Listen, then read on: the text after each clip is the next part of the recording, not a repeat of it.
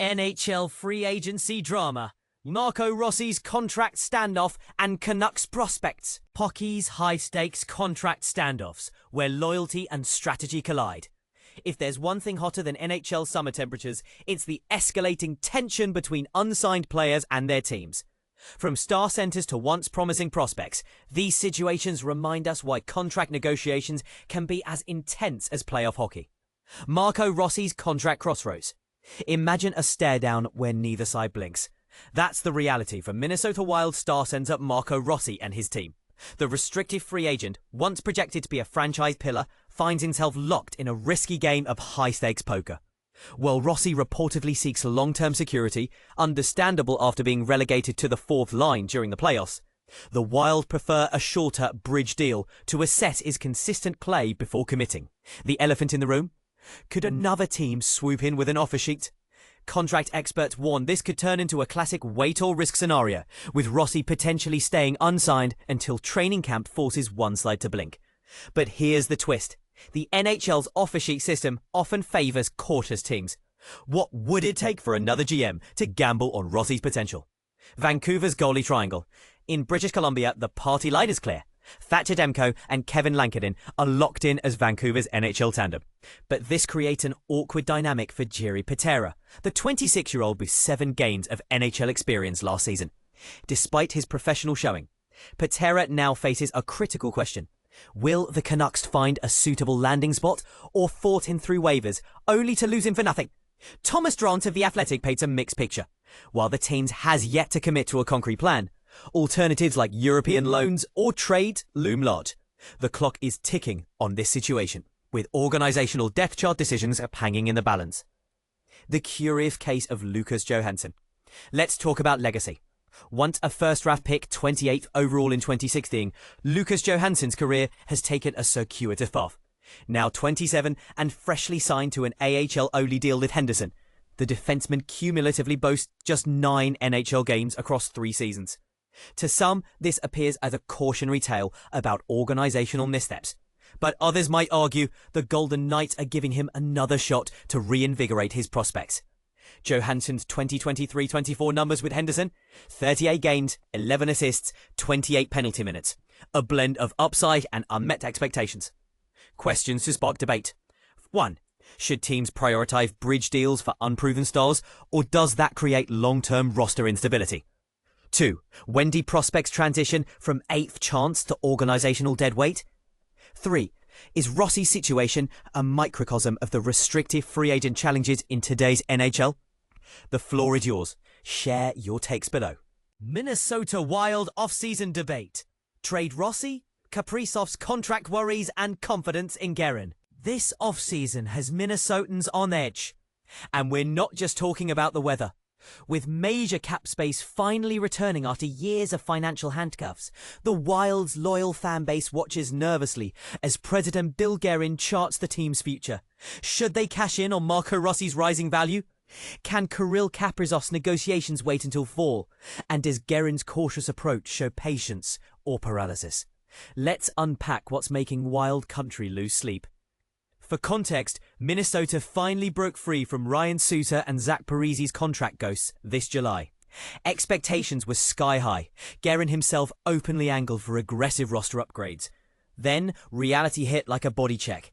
An NHL market where teams gobbled up their own free agents like fondue skewers, leaving little for predators like the Wild. The results? Revised signees Vladimir Tarasenko, sniper skills, check. Nico Sturm, face-off specialist, check. And Marcus Johansson, business as usual. But here's the real drama. Kirill Kaprizov and Marco Rossi still hover in contractual limbo. Guerin told fans not to fret if Kaprizov went unsigned at midnight on July 1st. Don't panic. While Rossi's situation teeters until training camp's opening whistle. Why the delay? One strain on this equation is the market's duking prices. With the cap space race heating up, teams are retreating to known quantities. Could it be that Guerin's negotiating stance mirrors NHL-wide caution, or is Minnesota failing to capitalise? We asked you, loyal Athletic readers, to weigh in. Our annual survey dives deep into fan sentiment about Kaprizov's contract anxiety versus last year's fever pitch, and whether you're burning through Guerin's goodwill. Pro tip, if you had issues with the survey link, march over to this Google form instead. But twist time. What if opting to hold on to Russell reignites the ship? Could the true controversy be that Guerin's pipeline of talent produces more pressure points than solutions? More intriguingly, are Wild fans reading too much into stasis or too little into stratagem? As we await survey results drop next week, imagine this. Picture Guerin circling trade targets while Rossi's reported camp frustrations grow. Picture Kaprizov's agent smirking at every missed deadline. All picture fans. Are we a fickle bunch retreating to past disappointments, or a knowing crowd recognizing necessary patience? One thing's certain, this is your Wild alarm bill season. Should the braff ring Raphael, or do you guilt trip them into holding roster chits?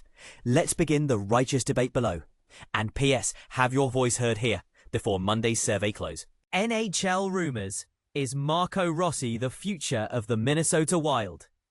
Is Marco Rossi the next Bill Guerin for the Minnesota Wild? The debate is heating up, and it's a question that's got hockey fans and analysts alike scratching their heads. Let's dive into the details and see what the experts have to say. Michael Russo of The Athletic joined Jason Gregor on the DFO Rundown podcast on Monday. The conversation took an intriguing turn when Russo was asked about Marco Rossi and whether he could be considered a Bill Guerin-type player. This is the part most people miss, the nuances of Rossi's performance and potential. Jason Gregor kicked off the discussion by highlighting Rossi's youth and the challenges he faced during his first playoff run. He pointed out that many players, like Pavel Datsyuk and Henrik Zetterberg, took several attempts before becoming dominant in the postseason. Gregor noted that Rossi, despite his 60-point season, doesn't always seem like a Bill Guerin player. But here's where it gets controversial. What exactly defines a Bill Guerin-type player? And does Rossi fit that mold? Michael Russo weighed in, emphasizing that Rossi's performance in the playoffs was actually quite impressive. He scored 2 goals while playing on the fourth line with Yakov Trenin and Justin Brazeau.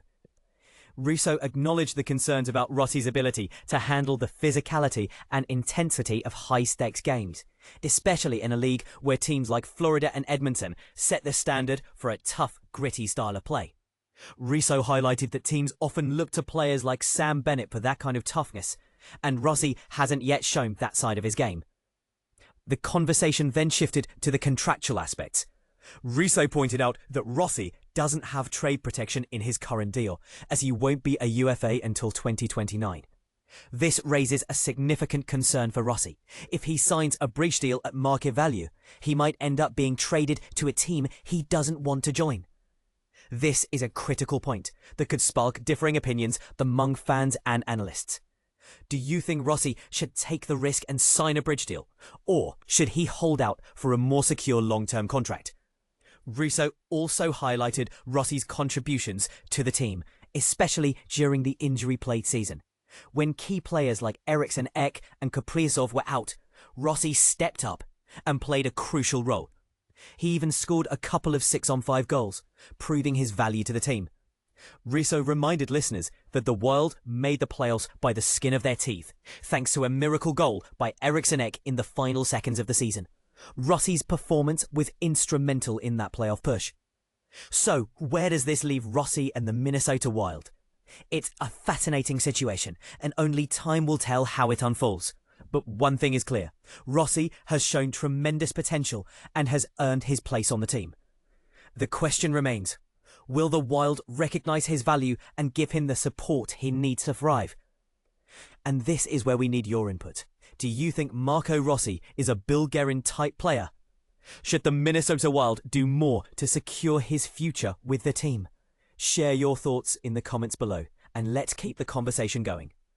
After all, the future of the Wild and Rossi's career hangs in the balance, and every fan's opinion counts.